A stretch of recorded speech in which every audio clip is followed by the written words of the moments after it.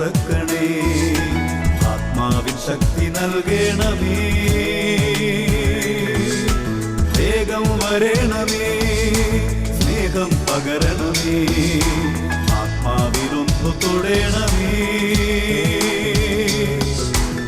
ആരാധനേ യേശുവേ.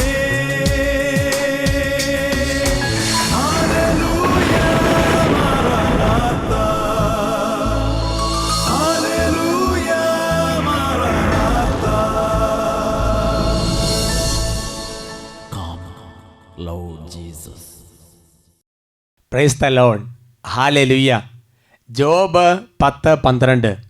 അങ്ങ് എന്നിൽ ജീവനും ഗാഢമായ സ്നേഹവും നിക്ഷേപിച്ചു, അങ്ങയുടെ പരിപാലന എൻ്റെ ആത്മാവിനെ സംരക്ഷിച്ചു.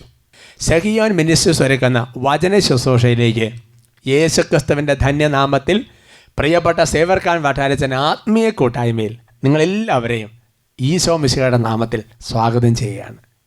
Praise the Lord. പറയാവോ ഹല്ലേലൂയ.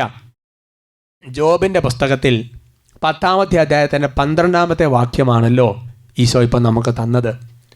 വചനപിതാവാണ് അങ്ങ്, അതായത് ദൈവം, നമ്മൾ ഓരോരുത്തരിലും ജീവനും ഗാഢമായ സ്നേഹവും നിക്ഷേപിച്ചു, അങ്ങയുടെ പരിപാലന എൻ്റെ ആത്മാവിനെ സംരക്ഷിച്ചു. പ്രിയപ്പെട്ട സഹോദരങ്ങളെ, നമ്മുടെ ജീവിതത്തിൽ ദൈവം ഒരു ഗാഢമായ സ്നേഹം കർത്താവിന് നമ്മളോടുണ്ട്. ദൈവത്തിൻ്റെ വളരെ പരിപാലനയുള്ളൊരു കരം നമ്മുടെ കൂടെയുണ്ട്. ജീവിതത്തിലെ ഓരോ സംഭവങ്ങൾക്ക് പുറകിൽ നിൽക്കുന്ന ദൈവത്തെ, കരുതലുള്ള ദൈവത്തെ, കാരുണ്യവാനായ ദൈവത്തെ, പരിപാലിക്കുന്ന ദൈവത്തെ കാണാൻ കഴിയുക എന്ന് പറയുന്നതാണ് ശരിക്കുള്ള ഒരു ദൈവാനുഭവം എന്ന് പറയുന്നത്. ഉറക്കെ പറ ഹല്ലേലൂയ. ബൈബിൾ എൻ്റെ പ്രിയപ്പെട്ട സഹോദരങ്ങളെ, നിൻ്റെ നിറം എനിക്കറിയാം, എൻ്റെ ഉള്ളങ്കയിൽ നിൻ്റെ പേരുണ്ട്, നിന്റെ തലമുടിയുടെ നാല് പോലും എനിക്കറിയാം. പ്രിയപ്പെട്ട സഹോദരങ്ങളെ, ഇതൊക്കെ ശരിയാണ്. ഞാൻ ഓർക്കണം, അട്ടപ്പാടി സഖ്യ ധ്യാന കേന്ദ്രത്തിൽ ഒരു വ്യക്തി ധ്യാനം കൂടിക്കൊണ്ടിരിക്കുമ്പോൾ അൾത്താരയിൽ നിന്ന് കർത്താവ് അരുളി ചെയ്ത്, ഇതാ വളരെ വ്യക്തിപരമായി ആ വ്യക്തിയെ കർത്താവ് അറിയുന്നു വെളിപ്പെടുത്തുമാറ് കർത്താവ് ഇടപെട്ടു. അപ്പോൾ എനിക്ക് മനസ്സിലായി, ദൈവത്തിന് ഗാഢമായ സ്നേഹം, ഗാഢമായൊരു ബന്ധം, കരുതലിൻ്റെ ഒരു കരം നമ്മുടെ കൂടെയുണ്ട്. ആ സാക്ഷി ഇപ്പം നമുക്കൊന്ന് കാണാം. എൻ്റെ പേര് മരിയ, ഞാൻ മാളിയേക്കൽ വീട്ടും പേര്, തൃശ്ശൂർ ജില്ലയിൽ നിന്ന് വരുന്നു. ഞാൻ എൻ്റെ ഡാഡിക്ക് വേണ്ടിയാണ് സാക്ഷ്യം പറയുന്നത്. 2 വർഷത്തോളമായി ഖത്തറിൽ വിദേശത്ത് ജോലി ചെയ്തുകൊണ്ടിരിക്കുകയായിരുന്നു. വിസിറ്റിംഗ് വിസയിലായിരുന്നു പോയിക്കൊണ്ടിരുന്നത്. അപ്പോൾ 3 മാസത്തിൽ ഒരു പ്രാവശ്യം വരാൻ സാധിക്കും. വന്ന ഒരു 10 ദിവസത്തെ ലീവ് മാത്രമേ ഉണ്ടാവുകയുള്ളൂ. ഈ കഴിഞ്ഞ സെപ്റ്റംബറിൽ വരികയും തിരിച്ച് വിസ ലഭിക്കാതാവുകയും ചെയ്തു. ഡാഡി അല്ലേ, ഡാഡി ശരിക്കും വിദേശത്ത് ജോലിയാണ്. അപ്പം അവധിങ്ങനെ വന്ന്, പക്ഷെ തിരിച്ചു പോകുമ്പോൾ പിന്നെ വിസ കിട്ടാറായി, ജോലി ക്യാൻസലായി, അങ്ങനത്തെ ഒരു അവസ്ഥയിലെത്തി. എന്നിട്ട് 10 ദിവസം മാത്രമേ ലീവ് ലഭിക്കാറുള്ളൂ. ഈ സെപ്റ്റംബറിൽ വന്നിട്ട് 5 മാസമായിട്ടും കമ്പനിയിൽ നിന്ന് വിസയൊന്നും ലഭിച്ചില്ല. തുടർന്ന് അട്ടപ്പാടിയിൽ വന്ന് എല്ലാ വെള്ളിയാഴ്ച ഏകദിന ധ്യാനങ്ങൾ വന്ന് പങ്കെടുക്കും. അങ്ങനെ എന്ത് ചെയ്ത് ഈ കുട്ടിയുടെ അപ്പച്ചൻ എല്ലാ വെള്ളിയാഴ്ചകളും വന്ന് ഏകദിന ധ്യാനം കൂടി പ്രാർത്ഥിക്കുമായിരുന്നു. പിന്നെ കുരിശിന്റെ വഴിയിലും അതുപോലെ മലയിലും കയറി പ്രാർത്ഥിക്കുമായിരുന്നു. കുരിശിന്റെ വഴി ചെല്ലാം, അഭിഷേകത്തിന് മലയിൽ പോയി പ്രാർത്ഥിക്കാം, അവിടെ കുരിശുണ്ട്, കുരിശ് തൊട്ട് പ്രാർത്ഥിക്കാം. അങ്ങനെയുള്ള ഇവിടെയുള്ള എല്ലാ ശുശ്രൂഷകളിലും ആ അപ്പച്ചൻ വന്ന് സംബന്ധിക്കുമായിരുന്നു. കാരണം 5 മാസമായിട്ട് പിന്നെ പുറത്തേക്ക് പോകാൻ പറ്റണില്ല. ഒരു വെള്ളിയാഴ്ച ഏകദിന ധ്യാനത്തിൽ ബിനോയച്ചൻ വിളിച്ചു പറഞ്ഞു, പച്ച ഷർട്ടിട്ട ഒരു വ്യക്തിയുടെ വിദേശത്തേക്കുള്ള ജോലി തടസ്സം മാറി വിദേശത്തേക്ക് പോകാനുള്ള വിസ ലഭിക്കുന്നതായി കാണിക്കുമെന്ന് പ്രാർത്ഥിച്ചു. ഡാഡി അതിൽ ഉറച്ച് വിശ്വസിച്ച് പ്രാർത്ഥിച്ചു. അതിനുശേഷം 3 ആഴ്ചയ്ക്ക് ശേഷം ഞങ്ങളിവിടെ ധ്യാനത്തിന് ബുക്ക് ചെയ്തു. ആ സമയത്ത് 27-ാം തീയതി വിസ വരികയും 28-ാം തീയതി വിദേശത്ത് പോകാനുള്ള ഭാഗ്യം ലഭിക്കുകയും ചെയ്തു. അപ്പോൾ ഇവിടെ ഒരു വെള്ളിയാഴ്ച ധ്യാനത്തിന് വന്നപ്പോൾ ആൾക്കാരിൽ നിന്ന് കർത്താവ് ഒരു മെസ്സേജ് കൊടുത്ത്, ഇതാ പച്ച ഷർട്ട് ധരിച്ചിരിക്കുന്ന ഒരു വ്യക്തിയെ കർത്താവ് തുടർന്ന് വിദേശത്തേക്കുള്ള തടസ്സം കർത്താവ് മാറ്റുന്നത്. അപ്പോൾ അപ്പച്ചൻ എൻ്റെ കാര്യമാണല്ലോ, കാരണം പച്ച അടയാള സഹിതം. അപ്പോൾ എന്ത് വിശ്വസിച്ച് ചുരുങ്ങിയ നാളുകൾക്കുള്ളിൽ കർത്താവ് വിദേശത്തെ ജോലി നില അനുഗ്രഹിക്കുക. ഇതാണ് പറയുന്നത്. കർത്താവ് ആൾക്കാരിൽ നിന്ന്, അച്ഛന്മാർ പറഞ്ഞാലും ബ്രദർമാർ പറഞ്ഞാലും സിസ്റ്റർമാർ പറഞ്ഞാലും കൗൺസിലിംഗ് സമയത്താണെങ്കിൽ ശരി, വെഞ്ചരിച്ച് എണ്ണ വെച്ച് ഒരു മെസ്സേജ് പറയുമ്പോൾ അത് സ്വീകരിക്കണം. അത് ഈശോ അരുളി ചെയ്യുന്ന കാര്യങ്ങളാണ്. അത് സ്വീകരിച്ചു. ആ സ്വീകരിച്ചതുപോലെ തന്നെ ഇപ്പോൾ ജോലി പ്രതി ചെയ്തുകൊണ്ടിരിക്കുകയാണ്. കർത്താവ് അനുഗ്രഹിച്ചു. Price the Lord. കൈ ഉയർത്തി കൈ അടിച്ച് ദൈവശക്തി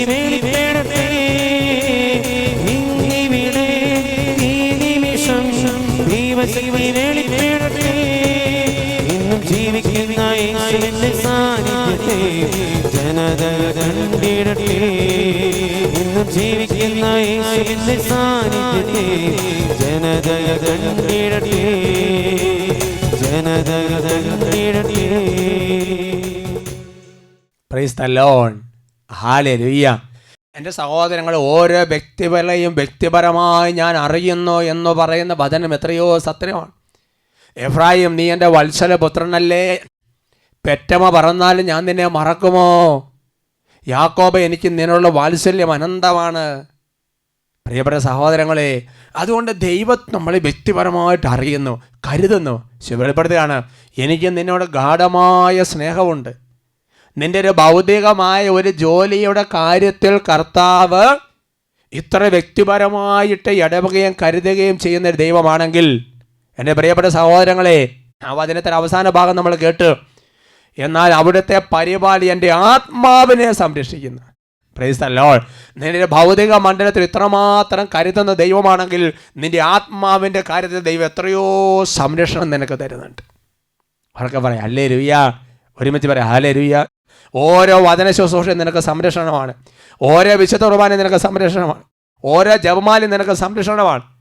പ്രിയപ്പെട്ട ഓരോ കുരിശിൻ്റെ പണി നിനക്ക് സംരക്ഷണമാണ്. അതുകൊണ്ട് നമ്മുടെ ആത്മാവിനെ സംരക്ഷിക്കാൻ കർത്താവ് ഇതാ ഒരു വചന ശുശ്രൂഷ നമുക്ക് ഒരുക്കുകയാണ്. നമുക്കൊന്ന് പ്രാർത്ഥിക്കാം. എഴുന്നേറ്റ് നിൽക്കാവോ? കരങ്ങൾ ഉയർത്തി, സാധിക്കുമ്പോൾ കണ്ണുകളടച്ച് ഹൃദയം ഈശോയോട് അങ്ങ് ചേർത്ത് വെച്ച് ഒരു മനസ്സൊരൊറ്റ പ്രാർത്ഥനയിൽ ദൈവത്തിൻ്റെ കൃപ നമ്മുടെ ജീവിതത്തിലേക്ക് വ്യാപരിക്കും. ദൈവം നമ്മളൊന്ന് പ്രാർത്ഥിക്കുന്നുണ്ടോയെന്ന് ചെവിയോർത്തിരിക്കുന്നൊരു ദൈവമുണ്ടല്ലോ ബൈബിളിൽ. കരങ്ങൾ ഉയർത്തിപ്പെട്ട് ജാഗ്രതയോടെ, ഞാൻ പറഞ്ഞത് കൊണ്ടല്ല, എല്ലാവരും ചേർന്ന് അങ്ങോട്ട് പ്രാർത്ഥിക്കുന്നു. കരങ്ങൾ ഉയർത്തി സ്തുതിക്കട്ടെ. Hallelujah, hallelujah, hallelujah, hallelujah, hallelujah, hallelujah. യേശുവേ ആരാധന, കർത്താവേ ആരാധന. ഓ പരിശുദ്ധാത്മാവായ ദൈവമേ, അവിടുത്തെ കരുതലുള്ള കരം ഇപ്പോൾ പ്രാർത്ഥിച്ചുകൊണ്ടിരിക്കുന്ന ഓരോ ദാസന്മാരുടെ ഭൗതിക മണ്ഡലത്തിന് ആധ്യാത്മിക മണ്ഡലത്തിനും ഒരുപോലെ നീട്ടണമേ.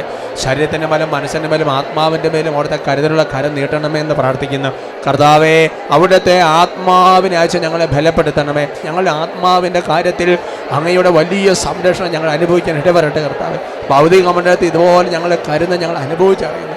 ഇതുപോലെ ആത്മീയ മണ്ഡലത്തിൽ പാപത്തിൽ വീഴാതെ കൃപയിൽ ജീവിക്കാൻ ഞങ്ങൾക്ക് നൽകുന്ന സംരക്ഷണബോധം നന്ദി പറയുന്നു. ഓ പരിശുദ്ധാത്മാവേ, വലിയ അഗ്നി കൊണ്ട്, വലിയ അഭിഷേകം കൊണ്ട്, വലിയ കൃപ കൊണ്ട് ഞങ്ങൾ ഓരോരുത്തരെയും നിറയ്ക്കണമേ. ആരാധന, ആരാധന, ആരാധന. യേശുവേ ആരാധന, കർത്താവേ ആരാധന, പരിശുദ്ധാത്മാവേ ആരാധന, ഈശോയെ ആരാധന, കർത്താവേ ആരാധന, പരിശുദ്ധാത്മാവേ ആരാധന, ഈശോയെ ആരാധന, ഈശോയെ ആരാധന, ഈശോയെ ആരാധന, ഈശോയെ ആരാധന, ഈശോയെ ആരാധന. പരിശുദ്ധ അമ്മയോട് ചേർന്ന് നമുക്ക് ഒരുമിച്ച് പ്രാർത്ഥിക്കാം. നന്മ നിറഞ്ഞ മറിയമേ സ്വസ്തി, കർത്താവ് അങ്ങയോട് കൂടെ സ്ത്രീകളിൽ അങ്ങ് അനുഗ്രഹിക്കപ്പെട്ടവളാവുന്നു. അങ്ങയുടെ ഉദരത്തിന് ഫലമായി ഈശോ അനുഗ്രഹിക്കപ്പെട്ടവനാവുന്നു.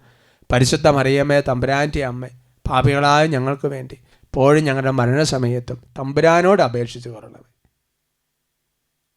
Price the Lord. ഇരിക്കാം. ഹല്ലേലൂയ. Price the Lord. പ്രിയപ്പെട്ട സഹോദരങ്ങളെ, ഇന്ന് കർത്താവ് നമുക്ക് തരുന്ന ചിന്തയുടെ വിഷയം സ്വന്തമാക്കി നശിക്കരുത്. Price the Lord. സ്വന്തമാക്കി നശിക്കരുത്. പ്രിയപ്പെട്ട സഹോദരങ്ങളെ, കർത്താവായ യേശുക്രിസ്തു വെളിപ്പെടുത്തിയിരിക്കുന്നൊരു കാര്യമുണ്ട്. പൗലോസ്ലീഹായുടെയും യോഹന്നാസ്ലീഹയുടെ ലേഖനത്തിൽ കർത്താവ് വെളിപ്പെടുന്നൊരു കാര്യമുണ്ട്. ഈ ലോകത്തിൽ ഒന്നിനെയും നീ സ്വന്തമാക്കരുത്. നീ യേശുക്രിസ്തുവിനെ മാത്രം സ്വന്തമാക്കുക. ക്രിസ്തുവിനെ സ്വന്തമാക്കിയിരിക്കുന്നവൻ ജീവൻ നേടിയിരിക്കുന്നു എന്നാണല്ലോ നമ്മൾ വചനങ്ങളിൽ ലേഖനത്തിൽ നമ്മൾ പഠിച്ചിട്ടുള്ളത്. അവർക്ക് പറയാം ഹല്ലേലൂയ. Price the Lord. അതുകൊണ്ട് എൻ്റെ പ്രിയപ്പെട്ട സഹോദരങ്ങളെ, യേശുക്രിസ്തുവിനെ സ്വന്തമാക്കുന്നതിന് പകരം വേറെ പല കാര്യങ്ങളും സ്വന്തമാക്കാനുള്ള നമ്മുടെ ഇച്ഛ, നമ്മുടെ ഒരു ആഗ്രഹം, അത് നമ്മളെ അപകടത്തിൽ കൊണ്ടുപോയി ചാടിക്കും. അതുകൊണ്ടാണ് സ്വന്തമാക്കി നശിക്കരുത് എന്ന് പറയുന്ന കാരണം. യേശുക്രിസ്തുവിനെ സ്വന്തമാക്കിയിരിക്കുന്നവൻ ജീവൻ സ്വന്തമാക്കുന്നു എന്ന് യോഹന്നാസ്ലീഹ പറഞ്ഞു വെച്ചിരിക്കുന്നു. ഉൽപ്പത്തിയുടെ പുസ്തകത്തിൽ 20-ാമത്തെ അധ്യായത്തിൻ്റെ 3-ാമത്തെ വാക്യമാണ്. ഉൽപ്പത്തി 20-ാമത്തെ അധ്യായം നമ്മൾ കാണുന്നത് എങ്ങനെയാണ്? അബീമേലെക്ക് എന്ന് പറയുന്ന രാജാവ് അബ്രാഹത്തിൻ്റെ ഭാര്യയായ സാറായിയെ അബ്രാഹത്തിൻ്റെ പെങ്ങൾ എന്നൊരു ചിന്തയിൽ സ്വന്തമാക്കുകയാണ്. അങ്ങനെ രാത്രി അവളോട് ശയിക്കാൻ ഒരുങ്ങുകയാണ്. ആ സമയത്ത് ദൈവത്തിൻ്റെ ചൈതന്യം, ദൈവത്തിൻ്റെ മാലാക ഈ രാജാവിൻ്റെ ചെവികളിൽ മന്ത്രിക്കുന്ന ഒരു വാക്യമുണ്ട്. അതാണ് 20-3. നമുക്കൊന്ന് കേൾക്കാം. ദൈവം രാത്രി സ്വപ്നത്തിൽ പ്രത്യക്ഷപ്പെട്ട് അബീമേലെക്കിനോട് പറഞ്ഞു, നീ സ്വന്തമാക്കിയിരിക്കുന്ന സ്ത്രീ നിമിത്തം നീ ഇതാ പിണമായി തീരുവാൻ പോകുന്നു, കാരണം അവൾ ഒരുവൻ്റെ ഭാര്യയാണ്. പ്രിയപ്പെട്ട സഹോദരങ്ങളെ, അന്ന് രാത്രി അബീമേലെക്ക് രാജാവിനോട് സ്വപ്നത്തിൽ പ്രത്യക്ഷപ്പെട്ട് ദൈവത്തിൻ്റെ ചൈതന്യം ദൈവം അറിയിച്ചു, അല്ലയോ അബീമേലെക്കെ, നീ സ്വന്തമാക്കിയിരിക്കുന്ന സ്ത്രീ നിമിത്തം നീ നശിക്കാൻ പോകുന്നു, നീ പിണമാകാൻ പോകുന്നു. പിണം എന്നുള്ള വാക്കിൻ്റെ അർത്ഥം എന്താ? ശവം എന്നാണ് ആ വാക്കിൻ്റെ അർത്ഥം. നീ ശവമായി തീരാൻ വേണ്ടി പോകുന്നു. എന്താ കാരണം? അവൾ ഒരുവൻ്റെ ഭാര്യയാണ്, അവൾ അബ്രാഹത്തിൻ്റെ ഭാര്യയാണ്, അവൾ ദൈവം തിരഞ്ഞെടുക്കപ്പെട്ട വ്യക്തിയാണ്.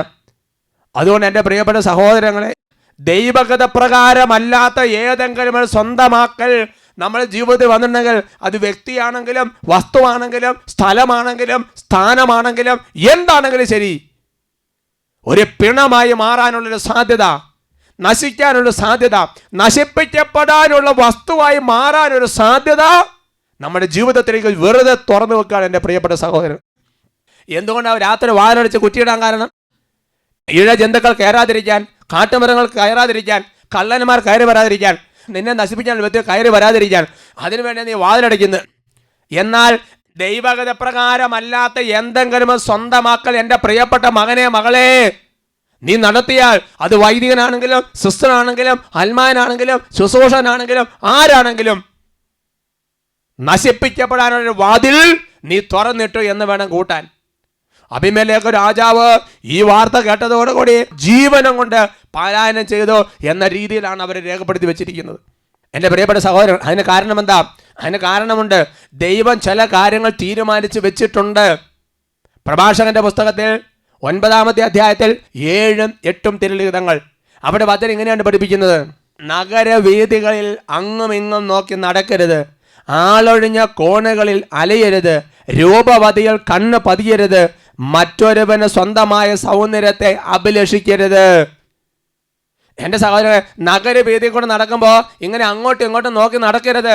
കണ്ട പോസ്റ്റർ നോക്കി, കണ്ട വ്യക്തികളെ നോക്കി നടക്കരുത്. കന്യകയുടെ മേൽ കണ്ണ് പതിയരുത്. നീ സൗന്ദര്യത്തെ അഭിലഷിക്കരുത്. വീണ്ടും അതിനെ പഠിപ്പിക്കുകയാണ്, മറ്റൊരു സ്വന്തമായ സൗന്ദര്യത്തെ നീ ആഗ്രഹിക്കരുത്. Praise the Lord. ഹല്ലേലൂയ. കാരണം ദൈവം ഓരോന്നിനും ഓരോ നിശ്ചിതമായ കാര്യങ്ങൾ തീരുമാനിച്ചിട്ടുണ്ട്. അബ്രാഹത്തിന് കൂടെ ആയിരിക്കേണ്ട ആളെ സ്വന്തമാക്കാൻ ഉദ്ദേശിക്കുന്നവൻ നശിപ്പിക്കപ്പെടാനുള്ള വസ്തുവായിട്ട് തീരുമെന്ന് പറഞ്ഞതുപോലെ, വ്യക്തികൾ മാത്രമല്ല, ദൈവഗത പ്രകാരമല്ലാത്ത എന്ത് സ്വന്തമാക്കിയാലും നാശത്തിനുള്ള വാതിൽ തുറക്കപ്പെട്ടെന്ന് കൂട്ടണം. ഇതിനെ സപ്പോർട്ട് ചെയ്യുന്ന മറ്റൊരു പ്രധാനപ്പെട്ട ചിന്തയുള്ളത് 2 സാമുവേൽ 12-ാമത്തെ അധ്യായത്തിന്റെ 10-ാമത്തെ വാക്യത്തിലാണ്. 2 സാമുവേൽ 12:10. അവിടെ നമ്മൾ കാണുന്നത് ഇങ്ങനെയാണ് പ്രിയപ്പെട്ട സഹോദരങ്ങളെ. അതായത് ദാവീദ് ഊറിയായുടെ ഭാര്യയായിരിക്കുന്ന ബത്ശബയെ വളരെ വിദഗ്ധമായ രീതിയിൽ സ്വന്തമാക്കി വെച്ച് ഊറിയായെ ചതിച്ചു കൊന്നു, എല്ലാ തെളിവുകളും മായ്ച്ചു കളഞ്ഞു. പക്ഷേ ഇപ്പൊ ഈ ക്യാമറ കണ്ണുകൾ എന്നെ ഒപ്പിയെടുത്ത് നിങ്ങളെ സ്ക്രീനിലേക്ക് പതിപ്പിക്കുന്ന പോലെ ദൈവത്തിന്റെ 10,000 മടങ്ങ് ശക്തിയുള്ള കണ്ണുകൾ നിന്നെ ഒപ്പിയെടുക്കില്ലെന്ന് നീ കരുതുന്നുണ്ടോ? അവിടെ നമ്മൾ വായിക്കുന്നത് ഇങ്ങനെയാണ്, 2 സാമുവേൽ 12:10. വചനം ഇങ്ങനെയാണ് പഠിപ്പിക്കുന്നത്: എന്നെ നിരസിച്ച് ഹിത്തനായ ഊറിയായുടെ ഭാര്യയെ നീ സ്വന്തമാക്കിയത് കൊണ്ട് നിന്റെ ഭവനത്തിൽ നിന്ന് വാൾ ഒഴിയുകയില്ല. ദൈവത്തിന്റെ വചനം ലംഘിച്ച്, ദൈവത്തിന്റെ കൽപ്പന ലംഘിച്ച്, പ്രിയപ്പെട്ട സഹോദരങ്ങൾ, ഇപ്പം നമ്മൾ വായിച്ച് കേട്ടതുപോലെ വചനങ്ങളെല്ലാം ലംഘിച്ച് ദാവീദ് എന്ന് പറഞ്ഞാൽ ഒരു രാജ്യത്തിന്റെ രാജാവ്, ദൈവം തിരഞ്ഞെടുക്കപ്പെട്ടവൻ, അവൻ ദൈവത്തിന്റെ വചനം എല്ലാം നിസ്സാരമായിട്ട് കണക്കാക്കിയിട്ട് ഒരു വികാരത്തിന്റെ പുറത്ത് ഊറിയായുടെ ഭാര്യയെ സ്വന്തമാക്കിയപ്പോൾ കർത്താവ് എന്താ പറഞ്ഞത്? നീ വേറൊരു വ്യക്തിയെ സ്വന്തമാക്കിയത് കൊണ്ട് നിന്റെ ഭവനത്തിൽ വാൾ ഒഴിയുകയില്ല, നിന്റെ ഭവനത്തിൽ വാൾ ഒഴിയുകയില്ല. Praise the Lord. എൻ്റെ പ്രിയപ്പെട്ട നശിപ്പിക്കാനുള്ള വാൾ നിന്റെ കുടുംബത്തിന്റെ മകൾ തൂക്കിയിടുന്ന പാപമാണ് ദൈവഗത പ്രകാരമല്ലാത്ത സ്വന്തമാക്കൽ. ദൈവഗത പ്രകാരമല്ലാത്ത സ്വന്തമാക്കൽ അപകടം വിളിച്ചു വരുത്തുന്ന ദൈവത്തിന്റെ വചനം വെളിപ്പെടുത്തുകയാണ്. അത് വ്യക്തികൾ മാത്രമല്ല, വസ്തുക്കൾ സ്വന്തമാക്കിയാലും സ്ഥാനം സ്വന്തമാക്കിയാലും എന്ത് സ്വന്തമാക്കിയാലും അങ്ങനെ തന്നെയാണ് പ്രിയപ്പെട്ട സഹോദരങ്ങളെ. ജോഷുവയുടെ പുസ്തകത്തിൽ 7-ാമത്തെ അധ്യായത്തിൽ ദൈവത്തിൻ്റെ പരിശുദ്ധാത്മാവ് നൽകുന്ന വെളിപ്പെടുത്തൽ ഇങ്ങനെയാണ്. അവിടെ അതെങ്ങനെയാണ് വായിക്കുന്നത്? 7:1 മുതലുള്ള വാക്യങ്ങൾ. തനിക്ക് ബലിയായി ദഹിപ്പിക്കേണ്ട ജെറിക്കോയിൽ നിന്ന് ഒന്നും എടുക്കരുതെന്ന് കർത്താവ് നൽകിയ കൽപ്പന ഇസ്രായേൽ ജനം ലംഘിച്ചു. ജെറിക്കോ കോട്ട തകർക്കുമ്പോൾ അവിടുന്ന് ഒരു സംഗതി പോലും എടുക്കരുതെന്ന് കർത്താവ് പറഞ്ഞു വെച്ചതാണ്. എന്നാൽ ജനക്കൊണ്ടം എൻ്റെ സഹോദരങ്ങൾ അവരുടെ ദ്രവ്യാഗ്രഹം, അവരുടെ ആസക്തി, അവരുടെ മനസ്സിൻ്റെ ഇച്ഛ, അഭിലാഷം ഇതുമൂലം ദൈവത്തിൻ്റെ കൽപ്പന ലംഘിച്ചു കളഞ്ഞു. അവരെന്താ ചെയ്തത്? ഒരുപാട് നിഷിദ്ധ വസ്തുക്കൾ അവരെടുത്തു വെച്ചു. ആഖാന്റെ നേതൃത്വത്തിൽ 7-ാമത്തെ അധ്യായത്തിൽ അതിൻ്റെ 11-ാമത്തെ ഭാഗത്തിൽ ഇങ്ങനെയാണ് കാണുന്നത്. നിഷിദ്ധ വസ്തുക്കളെ ചിലത് അവർ കൈവശപ്പെടുത്തി അവ തങ്ങളുടെ സാമാനങ്ങളുടെ കൂടെ വെച്ചിട്ട് വ്യാജം പറയുകയും ചെയ്തിരിക്കുന്നു. അതിനാൽ ഇസ്രായേൽ ജനത്തിന് ശത്രുക്കളെ ചേർത്ത് നിൽക്കാൻ സാധിക്കുകയില്ല. അവരുടെ മുൻപിൽ അവർ തോറ്റു പിന്മാറുന്നു. എന്നാൽ അവർ നശിപ്പിക്കപ്പെടാനുള്ള വസ്തുവായി തീർന്നിരിക്കുന്നു. ദൈവം ആഗ്രഹിക്കാത്ത വസ്തുക്കൾ സ്വന്തമാക്കി വെച്ച് എന്താ സംഭവിച്ചത്? ബൈബിൾ പഠിപ്പിക്കുക, നശിപ്പിക്കപ്പെടാനുള്ള വസ്തുവായിട്ട് മാറിയുന്നത്. നശിപ്പിക്കപ്പെടാനുള്ള വസ്തുവായിട്ട് മുദ്രയിട്ട്.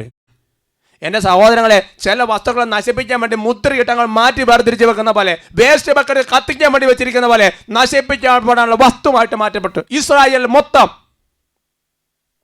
21-ാമത്തെ വാക്യം. കൊള്ള വസ്തുക്കളോട് കൂടെ ഷിനാറിൽ നിന്നുള്ള അതിവിശിഷ്ടമായൊരു മേലങ്കയും 200 ഷെക്കൽ വെള്ളിയും 50 ഷെക്കൽ തൂക്കമുള്ള ഒരു സ്വർണ്ണക്കട്ടിയും ഞാൻ കണ്ടു. മോഹം തോന്നി ഞാൻ അവ എടുത്തു. ആഗ്രഹം തോന്നി എടുത്ത്. എന്താ പ്രത്യാഘാതം? നശിപ്പിക്കപ്പെട്ടു പോയി. അവനും അവൻ്റെ വസ്തുക്കളും സകലതും നശിപ്പിക്കപ്പെട്ടു പോയി. മക്കബായരുടെ പുസ്തകത്തിന് തൊത്തിലുമ വേറൊരു സംഭവം കാണുന്നുണ്ട്. അത് നമ്മൾ കാണുന്നത് ഇങ്ങനെയാണ്. 2 മക്കബായർ അതിൻ്റെ 12-ാമത്തെ അധ്യായത്തിലാണ് ആ വചനഭാഗം നമ്മൾ കാണുന്നത്. അതിന് 39-40 വാക്യങ്ങളിലാണ്. അവിടെ വചനം പഠിപ്പിക്കുന്നത് ഇങ്ങനെയാണ്. യുദ്ധത്തിൽ മൃതി അടഞ്ഞവരെ പിതൃകുടീരങ്ങളിൽ അടക്കം ചെയ്യുക ആവശ്യമായിരുന്നതിനാൽ യൂദാസും അനുയായികളും പിറ്റേന്ന് തന്നെ ജനങ്ങൾ എടുത്തുകൊണ്ട് വരാൻ പുറപ്പെട്ടു. അവർ മൃതദേഹങ്ങളുടെ കുപ്പായങ്ങൾക്കിടയിൽ യാമ്നിയായിലെ വിഗ്രഹങ്ങളുടെ ചിഹ്നം ആലേഖനം ചെയ്ത തകിടുകൾ കണ്ടു. യഹൂദർക്ക് ഇത് ധരിക്കുക നിഷിദ്ധമായിരുന്നു. അവർ മരിക്കാൻ കാരണം അതാണെന്ന് ഏവർക്കും ബോധ്യമായി. യുദ്ധത്തിന് പോയി കഴിഞ്ഞപ്പോൾ ചില അന്യദൈവ ആരാധന സംബന്ധമായ ചില തകിടുകളും വസ്തുക്കളും അവരെടുത്ത് ചുമ്മാ ഒരു തമാശയ്ക്കായിരിക്കാം, ചിലപ്പോൾ കാര്യമായിട്ടായിരിക്കാം, ചുമ്മാ കുപ്പായത്തിൻ്റെ കീശയിലിട്ട് വെച്ച്. എന്താ പ്രത്യാഘാതം? നശിപ്പിക്കപ്പെടാനുള്ള വസ്തുവായിട്ട് അവർ മാറ്റപ്പെട്ടു. എന്താ കാരണം? നിഷിദ്ധ വസ്തുക്കൾ എടുത്തു വെച്ചു. Price the Lord. ഉറക്കെ പറയാം ഹല്ലേലൂയ. ഇതേ കാര്യം തന്നെ എൻ്റെ പ്രിയപ്പെട്ട സഹോദരങ്ങളെ 1 സാമുവേൽ 15-ാമത്തെ അധ്യായത്തിൽ രേഖപ്പെടുത്തുന്നുണ്ട്. അവിടെ സാമുവേൽ പറഞ്ഞു, അമലേക്കരുമായി യുദ്ധം കഴിഞ്ഞ് വരുന്ന സ്ഥലത്ത് നീ ഒന്നും എടുക്കരുത്. എന്നാൽ അവൻ ആട്, മാടുകൾ, കൊഴുത്ത മൃഗങ്ങൾ എന്ന ചില കാര്യങ്ങൾ അവൻ്റെ ഉദ്ദേശം പോലെ നല്ലതാണെന്ന രീതിയിൽ വെളിപ്പെടുന്നുണ്ട്. ദൈവത്തിന് ബലിയർപ്പിക്കാൻ എന്ന രീതിയിലും കൂടി എടുത്തു വെക്കാണ്. എന്താ സംഭവിച്ചെന്നറിയോ? കർത്താവിൻ്റെ വചനം തിരസ്കരിച്ചത് കൊണ്ട് സാവൂളിന്റെ രാജ്യത്തിൽ നിന്ന് തിരസ്കരിച്ചു കളഞ്ഞു ദൈവം. ദൈവഗത പ്രകാരമില്ലാത്ത വസ്തുക്കൾ സ്വന്തമാക്കിയാലും, വ്യക്തികളെ സ്വന്തമാക്കിയാലും, സ്ഥാനം കൈ സ്വന്തമാക്കിയാലും, പ്രിയപ്പെട്ട സഹോദരങ്ങളെ, നശിപ്പിക്കപ്പെടാനുള്ള ഒരു മുദ്ര നമ്മുടെ ജീവിതത്തിൽ, നാശത്തിനുള്ളൊരു വാതിൽ നമ്മുടെ കുടുംബത്തിൽ, നശിപ്പിക്കാനുള്ള ഒരു വാൾ നിന്റെ കുടുംബത്തിൽ തൂക്കപ്പെട്ടതിന് തുല്യമാണ്. ഒരുമിച്ച് പറയാം ഹല്ലേലൂയ. ഒരുമിച്ച് പറയാം ഹല്ലേലൂയ. അതിനോട് കൂട്ടിച്ചേർന്ന് എനിക്കൊരു കാര്യം കൂടെ പറയാനുണ്ട് സഹോദരങ്ങളെ. ദൈവത്തിന് പ്രതിഷ്ഠിക്കപ്പെട്ട വൈദികരോ സിസ്റ്റേഴ്സോ ശുശ്രൂഷകരോ അങ്ങനത്തെ ദൈവത്തിന് വേണ്ടി പ്രതിഷ്ഠിക്കപ്പെട്ട വ്യക്തികളെ പോലും സ്വന്തമാക്കാൻ ആഗ്രഹിക്കുന്നത് വലിയ പ്രത്യാഘാതം നമ്മുടെ ജീവിതത്തിലുണ്ടായി. നേരെ തിരിച്ചും ദൈവത്തിന് പ്രതിഷ്ഠിക്കപ്പെട്ട വ്യക്തി മറ്റെന്തിനെ സ്വന്തമാക്കാൻ തുടങ്ങിയാലും അത് വലിയ പ്രത്യാഘാതം ഉണ്ടാവും എൻ്റെ പ്രിയപ്പെട്ട സഹോദരങ്ങളെ. കാരണം സക്കറിയ പ്രവചനത്തെ കർത്താവ് വെളിപ്പെടുത്തിയിട്ടുണ്ട്. സക്കറിയ പ്രവചനത്തിൽ 2-ാമത്തെ അധ്യായത്തിൻ്റെ 8-9 വാക്യങ്ങൾ നമ്മൾ വായിക്കുന്നത്. അപ്പം അതിനെങ്ങനെയാണ് പഠിപ്പിക്കുന്നത്? നിങ്ങൾ കവർച്ച ചെയ്ത ജനതകളുടെ അടുത്തേക്ക് അവിടുത്തെ മഹത്വം എന്നെ അയച്ചു. നിങ്ങളെ സ്പർശിക്കുന്നവൻ അവിടുത്തെ കൃഷ്ണമണിയാണ് സ്പർശിക്കുന്നത്. സൈന്യങ്ങളുടെ കർത്താവായ അവിടുന്നാണ് അരുളി ചെയ്തിരിക്കുന്നത്. ഞാൻ അവരുടെ മേൽ കൈയോങ്ങും, അവരെ സേവിച്ചവർക്ക് അവർ കൊള്ള മുതലാകും. സൈന്യങ്ങളുടെ കർത്താവാണ് എന്നെ അയച്ചതെന്ന് അപ്പോൾ നിങ്ങൾ അറിയും. ദൈവം സ്വന്തമാക്കിയിരിക്കുന്ന ഒന്നിനെ നീ സ്വന്തമാക്കരുത്. ദൈവം സ്വന്തമാക്കിയ വ്യക്തികളെ സ്വന്തമാക്കരുത്. ദൈവം സ്വന്തമാക്കിയ വസ്തുക്കൾ നീ സ്വന്തമാക്കരുത്. ദൈവം സ്വന്തമാക്കിയിരിക്കുന്ന ചില സ്ഥാനങ്ങൾ നീ സ്വന്തമാക്കാൻ പാടില്ല. നേരെ തിരിച്ചും എൻ്റെ പ്രിയപ്പെട്ട സഹോദരങ്ങളെ, ദൈവഗത പ്രകാരം വ്യക്തികളെ വസ്തു സ്വന്തമാക്കിയാൽ അത് വലിയൊരു അപകടം വരുത്തും. ഇതെല്ലാം ദൈവത്തിൻ്റെ വചനമാണ്. നമുക്ക് എഴുന്നേറ്റ് നിൽക്കാം, തമ്പുരാനോട് പ്രാർത്ഥിക്കാം. ദൈവമേ, കഴിഞ്ഞകാല ജീവിതങ്ങളിൽ ദൈവത്തെ സ്വന്തമാക്കുന്നതിന് പകരം ഈ ലോകത്തിന് ഒരുപാട് വ്യക്തികളെയും വസ്തുക്കളെയും സ്ഥലങ്ങളെയും സ്ഥാനങ്ങളെയും സ്വന്തമാക്കിയ കാലഘട്ടമുണ്ട്. മറുവശം കൊണ്ട് കർത്താവേ, ദൈവത്തിന് പ്രതിഷ്ഠിക്കപ്പെട്ടതിനെ സ്വന്തമാക്കിയ കാലഘട്ടമുണ്ട്. ദൈവത്തിന് പ്രതിഷ്ഠിക്കപ്പെട്ടവരായ ഞങ്ങൾ ലോകത്തിൻ്റെ പരം സ്വന്തമാക്കിയ കാലഘട്ടമുണ്ട്. ദൈവമേ, വലിയൊരു അനുതാപത്തിൻ്റെ കൃപ നൽകണമേ. കരങ്ങൾ ഉയർത്തി വചനത്തിൻ്റെ ആത്മാവ്, ഹൃദയത്തിൻ്റെ വികാരങ്ങളെ വിചാരങ്ങളെ വേർതിരിച്ച് അനുതാപം നൽകുന്ന ആത്മാവ് വ്യാപരിക്കാൻ വേണ്ടി സ്തുതിക്കട്ടെ. Hallelujah, hallelujah. യേശുവേ, ആരാധന, ആരാധന, ആരാധന, ആരാധന, ആരാധന, ആരാധന. ഓ കർത്താവായ ദൈവമേ, ഇപ്പോൾ കേട്ട വചനത്തിൽ ലംഘി ജീവിച്ചിരിക്കുന്ന ഏതെങ്കിലും ജീവിതങ്ങൾ യേശുവിൻ്റെ നാമത്തിൽ വചനശക്തി മിന്നൽപ്പന പോലെ വ്യാപരിക്കട്ടെ. സാത്താൻ ഇടിമിന്നൽ പോലെ നിബന്ധിക്കട്ടെ. ഈ വചനം കർത്താവിൻ്റെ രണ്ടാമത്തെ ആഗമനം ആരൊക്കെ കേട്ടോ അവരെല്ലാം പരിശുദ്ധാത്മ വലിയ അനുതാപത്തിന് കൃപ നൽകട്ടെ, വലിയ അഭിഷേകം നൽകട്ടെ. ഈ വചനം പാലിക്കാൻ വേണ്ടി ജീവിതത്തിൽ അതുപോലൊരു തീരുമാനമെടുക്കാൻ, ബലമെടുക്കാൻ, കർത്താവ് വിളിയെടുക്കാൻ കൃപ ലഭിക്കട്ടെ എന്ന് പ്രാർത്ഥിക്കുന്നു. യേശുവേ ആരാധന, ആരാധന, യേശുവേ ആരാധന, യേശുവേ ആരാധന, യേശുവേ ആരാധന. Price the Lord. ക്രിസ്തുവിനെ സ്വന്തമാക്കുക, ജീവൻ സ്വന്തമാക്കുക. ഹല്ലേലൂയ, മാറാനാഥാ. Come, Lord Jesus.